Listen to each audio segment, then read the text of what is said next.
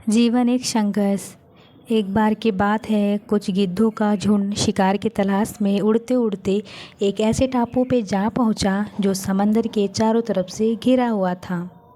जब वो गिद्धों का झुंड उस टापू पे उतरा तो देखता है कि यहाँ पर तो बहुत सारी मछलियाँ, मेढक और शिकार भी हैं और यहाँ शिकार करना बहुत ही आसान है और हमें भी यहाँ इस टापू पर किसी दूसरे बड़े जानवर से या किसी शिकारी से कोई खतरा नहीं है।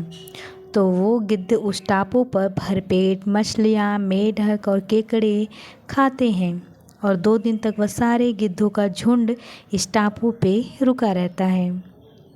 अब सारे गिद्धों को वह जगह बहुत पसंद आ गई थी और उन गिद्धों में किसी का भी मन उस जगह को छोड़कर जाने का नहीं था, क्योंकि उन गिद्धों को शिकार करने के लिए ज़्यादा मेहनत नहीं करनी पड़ रही थी। सब कुछ उन्हें बिना मेहनत के उस टापू पर ही मिल रहा था। अब वो सारे गिद्ध उस टापू पर बहुत ऐश कर रहे थे। तभी उनमें से एक बूढ़ा गिद्ध उन सभी को उस टापू पर से वापस चलने को बोलता है, लेकिन कोई भी गिद्ध उस टापू को छोड़ना नहीं चाहता था।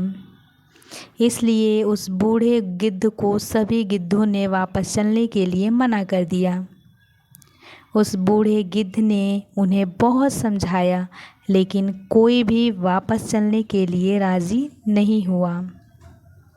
अब बूढ़ा गिद्ध अकेला उस टापू से चला जाता है।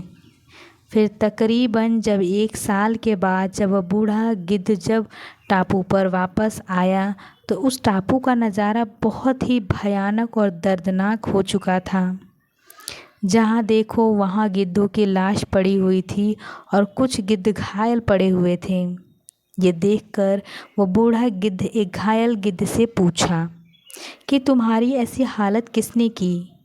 तो उस घायल गिद्ध ने बताया कि आपके जाने के बाद हम सभी टापू पे बड़े ही मज़े की ज़िंदगी जी रहे थे, लेकिन एक दिन इस टापू पे एक बड़ा सा जहाज़ आया और उस जहाज़ से बहुत सारे चीते बाहर निकले। हमने जैसे ही उन चीतों को देखा और उड़ने का प्रयास किया तो हमारा ज़्यादा वज़न होने की वजह से हमसे उड़ा नहीं गया और हमारे पंख और नाखून भी कमज़ोर हो चुके थे। इसी वजह से उन चीतों ने हमारा शिकार करना शुरू कर दिया। घायल गिद्ध ने कहा, मुझे अब समझ आ गया है कि कंफर्ट जोन के जाने के बाद उससे बाहर आना बहुत ही मुश्किल होता है और किसी भी तरह की चुनौती आने पर उसका सामना करना मुश्किल हो जाता है।